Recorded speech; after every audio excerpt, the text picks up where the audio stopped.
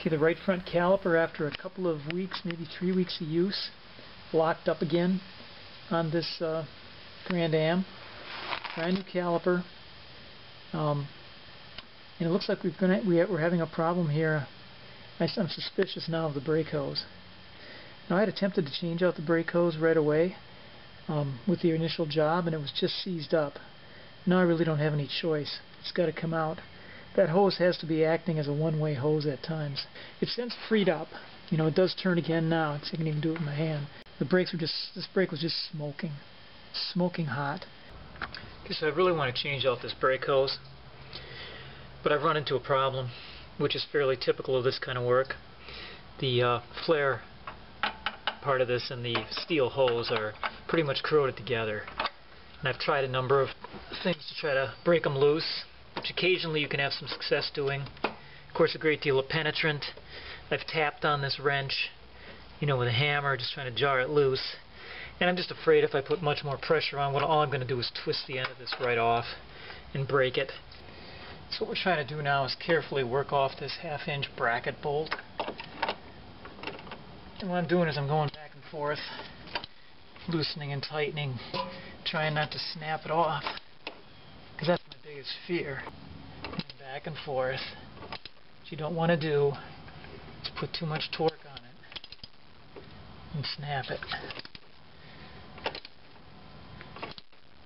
As I'm going to try if I can get this off, to twist off the brake hose off this fitting.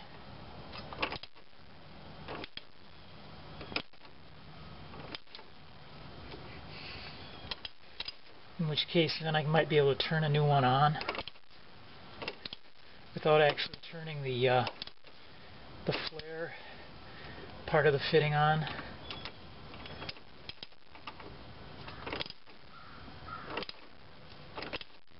And I already tracked this brake line, and it looks like it's pretty much a one-piece. And this thing is just going to be a fighter every inch of the way. So I got some penetrant in there. Got a bracket pulled out a little bit now, so I can spray some penetrant down underneath there, get on the threads. And the next goal here is I'm going to take this bracket out, this little spring-loaded fitting that's holding these two together. And then what I'm going to try to do is turn this off. But before that, there's one more fastener that needs to come off right here. I think this one is. Yeah, I already worked this one loose. This one was also a bit of a struggle, but it's now finger turning time. Well, at least part way.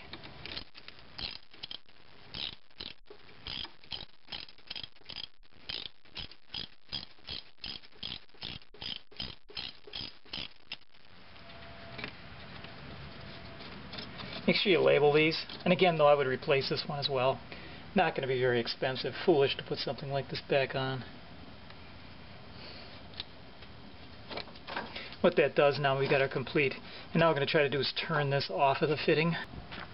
Okay, what we're going to do next is pry this clip out. Let's get a screwdriver behind it. On both sides. And work it off toward the back. So we pried the clip out of there. So now our bracket will come off of here. And so now what we're going to attempt to do is turn this brake hose off of and rotate it off this corroded fitting. Okay, so now what we're attempting to do, I have the flare nut wrench on the flare nut and a channel lock pliers on our brake hose.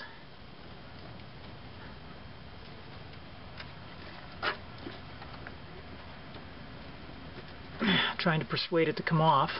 So what I've done here in an attempt to free up this fitting here is I've got a piece of 1/2-inch vinyl tubing, have a little wrap tie on it, a little twist tie, and then I filled it like this with some penetrant, some PB blaster so it gets down in there and just soaks.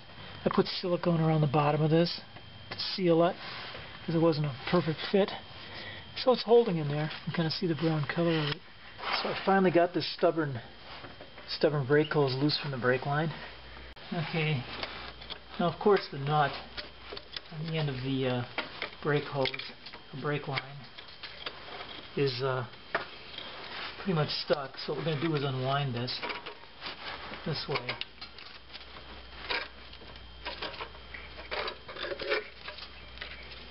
Through this process, you want to make sure that you are monitoring the brake hose, the brake fluid. Don't want it to dip down too far. There's going to be some loss. So we're going to wind that back on there, the new one. Also, I should say I've got some anti-seize on this new one.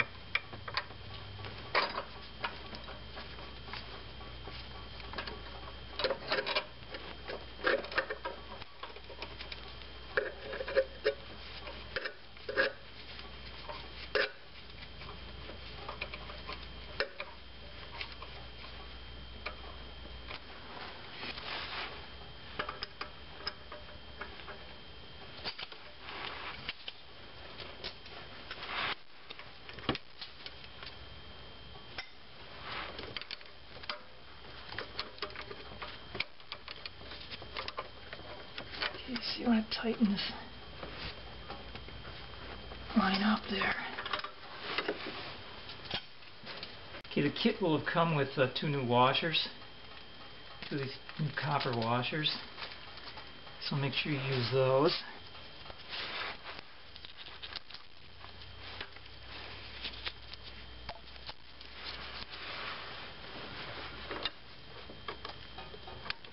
And put that back in. Tighten it down with your 11mm, torque it to 33 foot-pounds. This 12mm mounting bolster, fitting that doesn't have a lot of torque on it. You have to be very careful you don't break it. And this just snug it up good. You don't need to pull a torque wrench to something like this feel thing. There it is. Okay, so with a 5/8 inch wrench now on the hose, I'm going to apply a little bit of additional torque to this fitting. Put a 12mm on there. Remember, our fitting itself doesn't turn anymore, so we have to turn the hose onto it.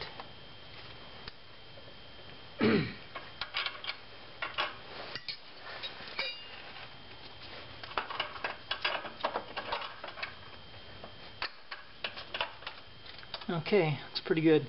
Okay. Hi, this is David, and I'm butting in at this point to consider some other options that I may have had. Number one, I couldn't get that bracket to seat properly with the stuck fitting. It was out of phase, so it wouldn't mount in its original hole. What I could have done possibly is found another way to mount that hose with the existing brake line, perhaps wire ties, perhaps drilling another hole, fabricating some sort of another bracket that might fit in there. An even better option perhaps would have been to drain the brake fluid from that line and then apply some heat. Now, brake fluid is flammable, so you would need to get it all out and then apply some heat to that flare nut and work it off gradually, with the flare nut wrench. I opted though for a different option. I wanted to restore this to its original factory mounting, and I worked that nut. And if you want to see the unhappy results of that effort, tune into part 3. In the meantime, though, if you want to continue with part 2, I'm going to show you how I opened up that brake hose, the old one, to see what was wrong with it, and then you'll see the mount. Now at the end, you're going to notice that I'm mounting a refabricated brake line to it, so that was the result of my efforts in part 3. So I hope you enjoy the rest of the video. Thank you. So here's our hose that's been causing us some trouble. What I'm going to do is try to run a fine wire through here. I'm expecting to find some sort of obstruction in here. Okay, so I'm only getting this far. I'll try to turn it. Yeah, it's only going that far. Let's see where that is once.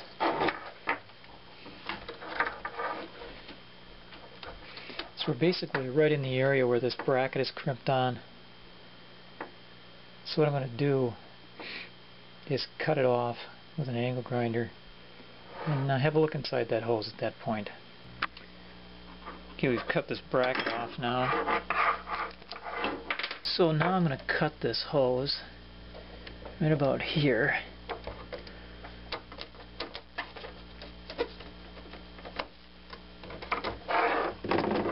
Now right at that point it does seem okay.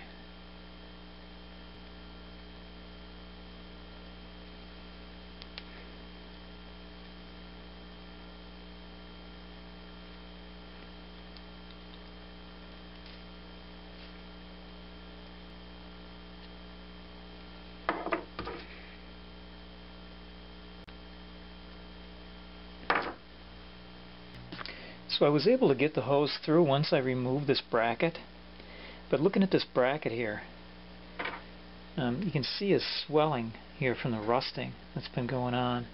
I believe this thing is so close fitting, as I couldn't get it through once it got to the bracket, that the rust on this eventually pinches off the line, the brake hose, so that it starts acting like a check valve at times. And doesn't pass the amount of brake fluid that it should have. It's like it's crimped, it's pinched. So that's how I'm going to conclude was the problem here. Was actually not inside the hose, but the rust from this bracket. Okay, your brake line is keyed so that you can turn the hose on, and then comes this clip. It's like a little spring-loaded clip. And you have to get it underneath there, both ends of it, and push it on. So I'm going to get pliers and try to squeeze it. I'm going to push this on from the back. There. So it seats on there just like that. At this point you can bolt it back onto the wheel well.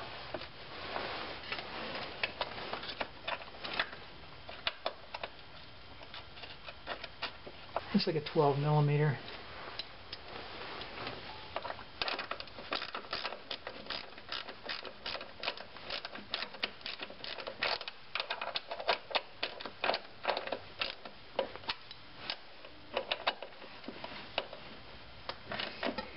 And then we have to tighten this one up. And as you may recall, it's a 12mm fitting.